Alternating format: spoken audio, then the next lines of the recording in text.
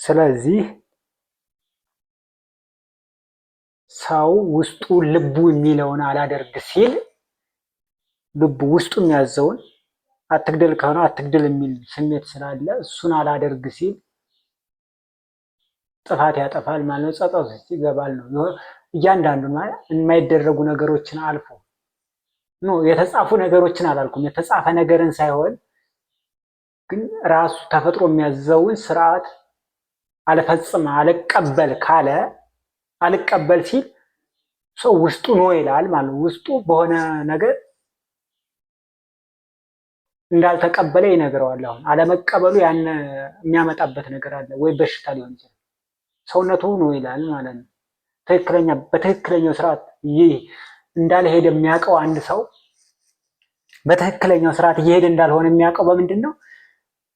የራሱ ሰውነት ይነግረዋል።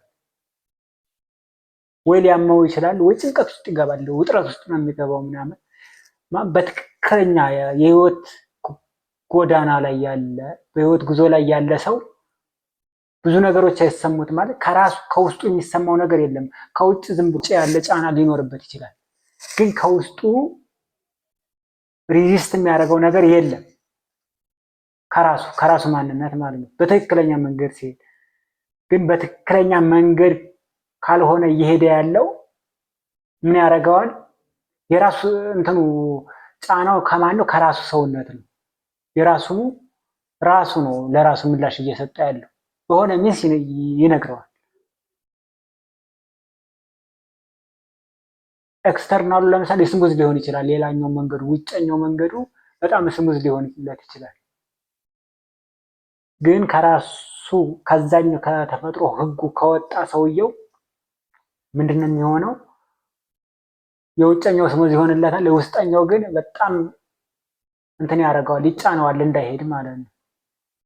አንዱ እሱ የማፈንገጣችን ምልክት ይሆናል ማለት ነው። ሶ ምንድነው ብለን ራሳችንን እንድንጠይቅ፣ ምንድነው ያጠፋሁት ብለን ራሳችንን እንድንጠይቅ አንድ ትሪገር ነው ማለት ነው። ትሪገረር ነው፣ የሚቀሰቅሰን ነው፣ እንድንጠይቅ የሚያደርገን ነገር ነው ማለት ነው። ሶ እሱን አልፈን የምንሄድ ከሆነ ማለት አንሰማም የምንል ከሆነ እሱን አንሰማም የምንል ከሆነ ምን ውስጥ እንገባለን? ጭንቀት ውስጥ ያስገባናል። ዲባቴ ከዛ ፍራቻ ምናምን ይኖረናል ማለት። በትክክለኛ ቦታ ላይ ያለ ሰው አይፈራም፣ ፍርሃት የሚባል የለውም። ሶ እነዚህን ተከትሎ ደግሞ የሚመጡ ሌላ ነገሮች አሉ፣ በጣም ብዙ ነገሮች ማለት ነው። እነሱንም እነግራቸዋለሁ በቀጣይ ቪዲዮ ማለት ነው።